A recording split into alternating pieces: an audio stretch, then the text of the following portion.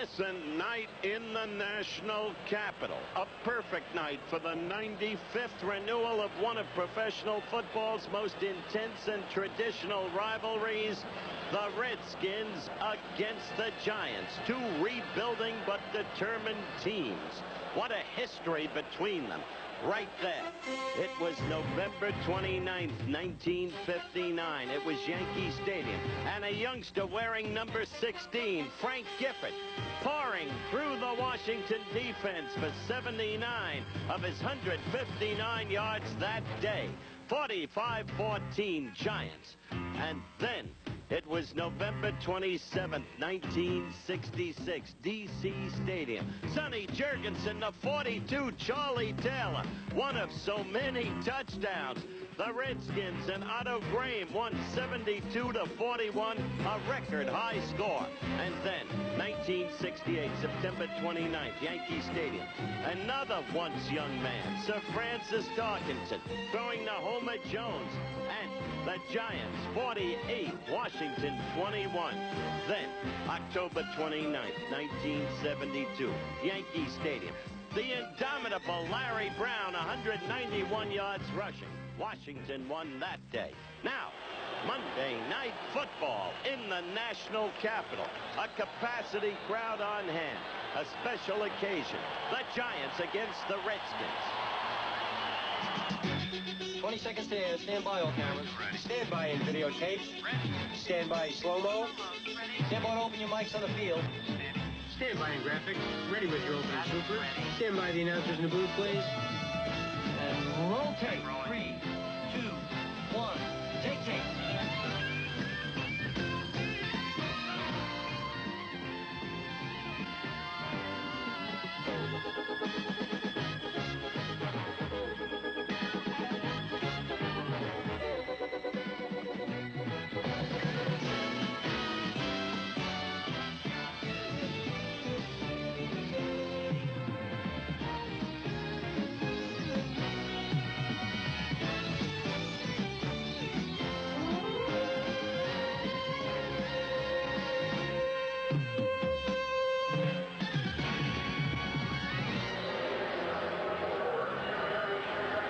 From RFK Stadium in Washington, D.C., ABC's NFL Monday Night Football. The New York Giants against the Washington Redskins. This ABC Sports exclusive is brought to you by the Miller Brewing Company, brewers of Miller High Life. If you've got the time, we've got the beer. And by Datsun, who invites you to test price the luxurious 280ZX. It costs less than you think and gives you more. Now at your Datsun dealer. Hello again, everyone, and it's good to have you with us. We told you the truth. Two rebuilding teams, but with an intense and traditional rivalry, so we look for a good, tough, close football game tonight. Each team in its rebuilding feeling the presence of the Miami Dolphin influence. George Allen left here, and in came a fellow named Bobby Beathard, one of the shrewdest personnel evaluators in all of football. He's the general manager. He played a major part with Don Shula in building those Super Bowl teams in Miami in the young 70s. The Giants with a new front office and a new coach, George Young and Jack Pardee. But George Young, he joined Miami in 1974. So, George Young as the general manager is a key factor in the rebuilding of that team. In the meantime, there is a problem, perhaps, with the Giant quarterback situation, and Fran Tarkenton wants to talk to you about that. Thank you, Howard, and hello there, folks. The New York Giants tonight will be starting again at quarterback, the battered and beleaguered Joe Pisarcik. Now, it's been a tough 2 weeks for old Joe. He's been knocked to the canvas more times than Jerry Quarry. Now, that's 14 at the last count I heard. That's a lot of time to get sacked. That's more than Jim Hart will get sacked the entire year. Now, the fans in New York, they want to see Ray Perkins' #1 draft choice, Phil Simms, play quarterback. But as yet, Ray Perkins has not unveiled his prize rookie. Now, Simms was drafted ahead of such players as O.J. Anderson, the sensation at St. Louis. Perkins has a lot of pressure to play Simms. I asked him about that. Ray, you drafted Phil Simms ahead of such running backs as O.J. Anderson. Are you going to play Phil Simms tonight? No, Fran, we don't plan to play Phil Simms tonight.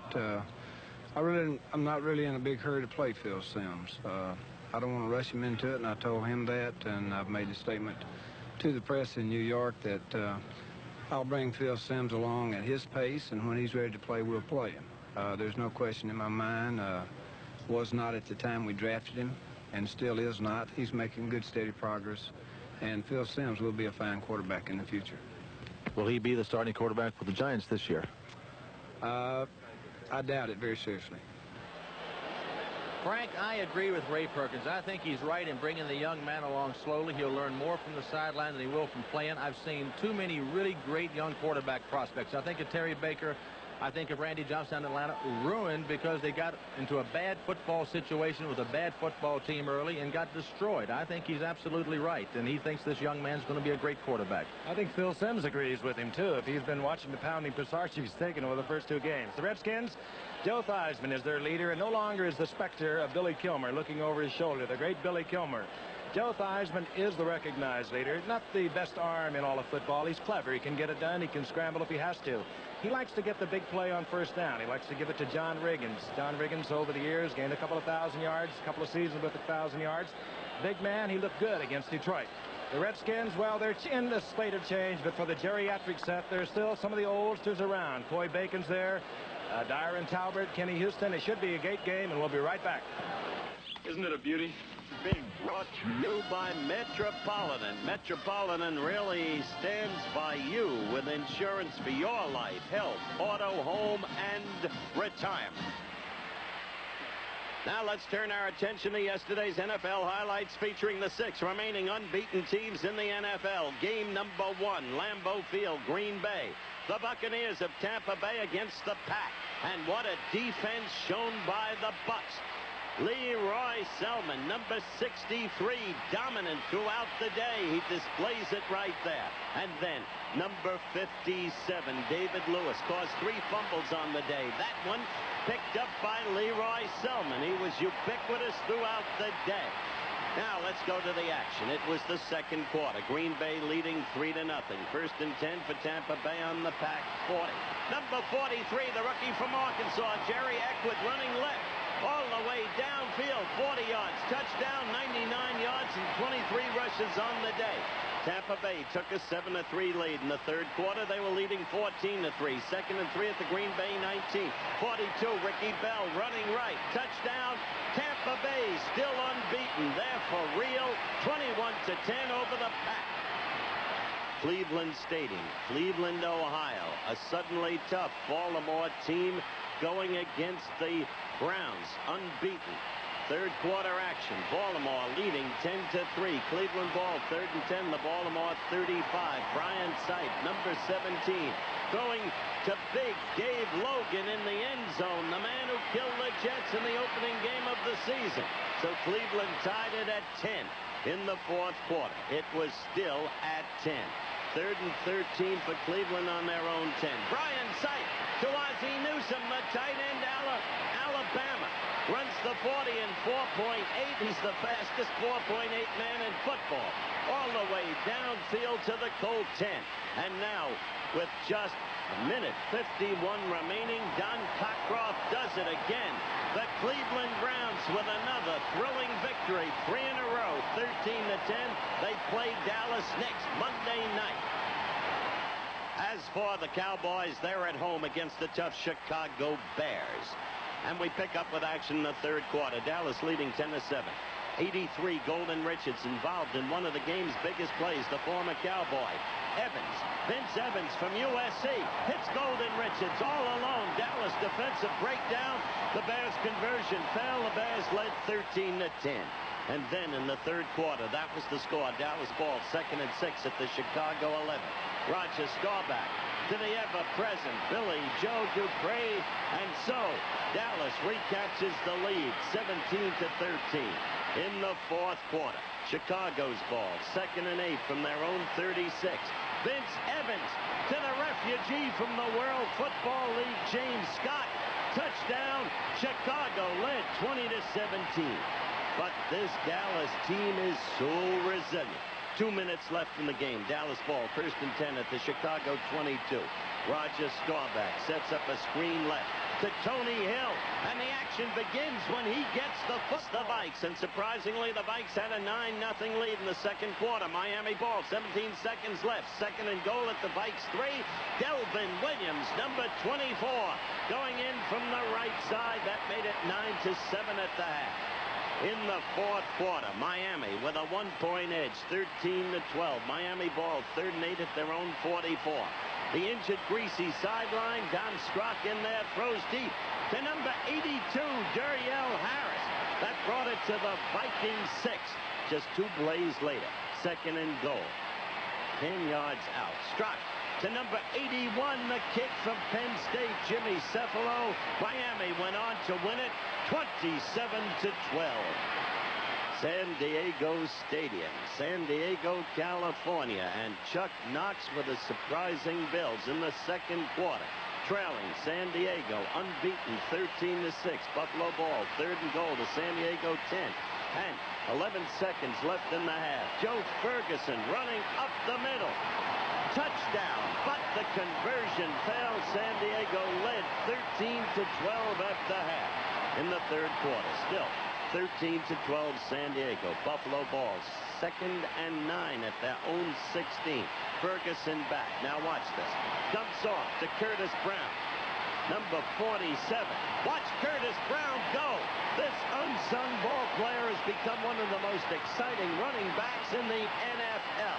All the way, 84 yards, touchdown. Buffalo amazingly in the lead, 19-13. And still, third quarter, Buffalo leading, 19-13. Buffalo trying to defense Clarence Williams. But look at Williams go. 55 yards, touchdown. San Diego went ahead 20-19. Williams with 4 touchdowns on the day. San Diego won it 27-19. The mighty Steelers against the tough Cardinals at Busch Memorial Stadium. And this St. Louis team can do it. There's the handoff to the brilliant rookie from Miami, Otis Anderson. This was in the first quarter, 2nd and 10 at the Pittsburgh 12. Anderson scored, and St. Louis led 6-0. The conversion failed. In the third quarter was 18-7 St. Louis. Colquitt punted for Pittsburgh. The ball taken in by Willard Harrell on the 19-yard line of the Cardinals. Look at Harrell go. He runs through one hole there on the left side, down the sideline. 68 yards in, all to the Pittsburgh 13. That set up a Mike Wood field goal. St. Louis led 21-7. Chuck Noll had to talk with his quarterback, Bradshaw, who was injured in the first half, carried off the field, came back and brilliantly played the entire second half. Oh, what a player that Bradshaw is. Fourth quarter action, 21-14 St. Louis. Pittsburgh's ball, 3rd and 7, Cardinal 21. Bradshaw dumping off to Rocky Bleier, back in the lineup, and he said he'd be back. And what a great game he had. He took it to the Cardinal 5 on the very next play. At the Cardinal 5, Bradshaw back. And looking for his big tight end, Benny Cunningham. That did it. Touchdown. Tied the score at 21 in the fourth quarter with the score tied at 21. Pittsburgh's ball, 3rd and 4, the Cardinal 45. Terry Bradshaw again to Rocky Bleier, who took it down to the Cardinal 17. How one has to admire that man, Rocky Bleier. And then with 18 seconds left, Matt Barr, field goal. The mighty Steelers had done it again over a St. Louis team that Wilkinson is handling brilliantly. 24-21.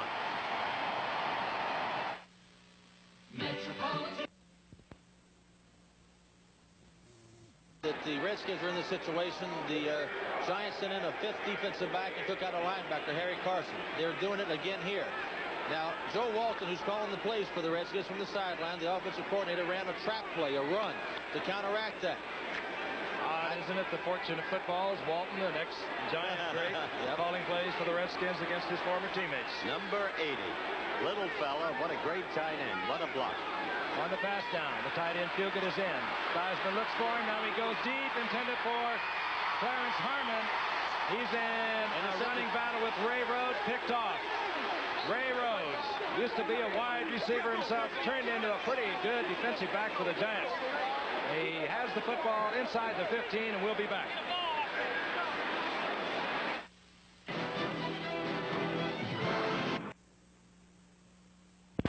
Redskins ahead with a 46-yarder. Well, they can have a lot of faith in him. He's tied Knight now with a club record.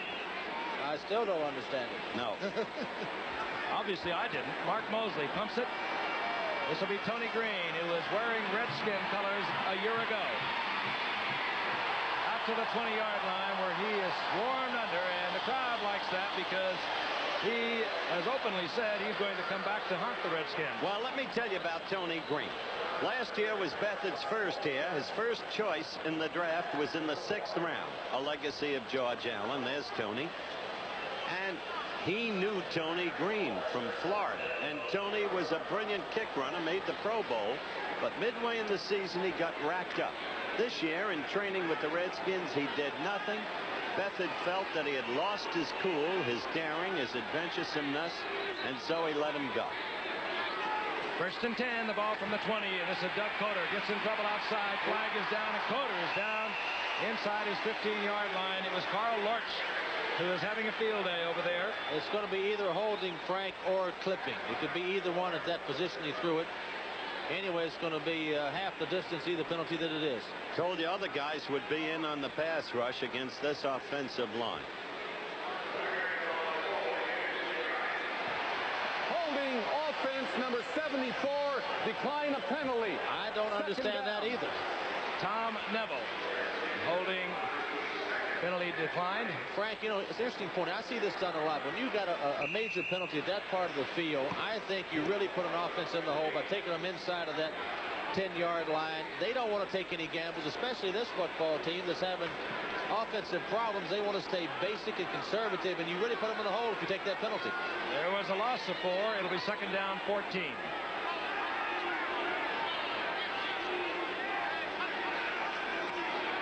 Off is Coder.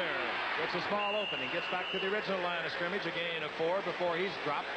It'll be 3rd down and 10. Paul Smith in there defensively for the Redskins. A familiar name, yes, for so many years. A great performer for the Denver Broncos. Coder, of course, acquired from the Pittsburgh Steelers. A tough cookie. The best the Giants have at running back. But that's one of the problems. When you have to rely on discards, and you've got a league with the likes of Anderson and Payton and Dorsett and all the rest, it's hard to win with Coders. 3rd and 10. Gordon Gravel comes in at left tackle for the Giants. Good play. Sarching. Coder. And Coder, again, I'll tell you, he's playing hurt tonight. He has very sore ribs and a sore back. He wasn't expected to play, but he gets the 1st down out to the 37-yard line. Frank, isn't that the kind of pass Pisarcik must throw to beat the pass rush? The quick square outs, releasing the ball so quickly. But that is good pass protection that time. And Joe Pisarcik's a pretty good quarterback, gang. He just hasn't had much help. And that time they gave him some protection. And you're right, Howard. He wants to hit the quick rhythm pass, which he did right there. Got to do it. 1st down, 37-yard line of the Giants. They trail 3-0. Pisarcik, play action. Going for Robinson. He's there. And he has the ball. Jimmy Robinson. It's the Giant 1st down inside Redskin territory, inside the 34-yard line. And this little guy, not blazing speed, Fran, he just seems to get open, and he can catch about anything. This is a good call by Pat Hodson, who's on the sideline, called him as a play pass action. Pisarcik throws to Robinson, and everybody says that Jimmy Robinson's too small to play. The only person who doesn't believe that is the only one that counts. Jimmy Robinson. There he is. He gets the most out of what he's got. He's a professional. He can play football. 31-yard pickup. The Giants inside the 34 of the Redskins. Moorhead gets the call. A big hole for Moorhead. He's inside the 25 to the 22.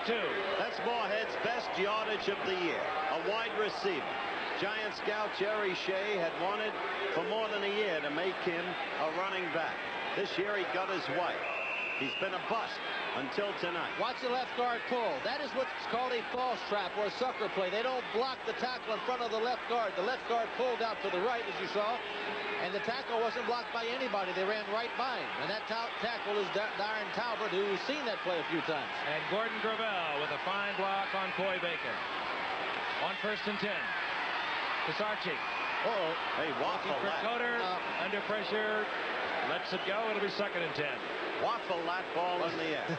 And I tell you, it looked like to me that Pisarcik was expecting the rush there, but instead he really had He really had good protection. Roll tape. 3,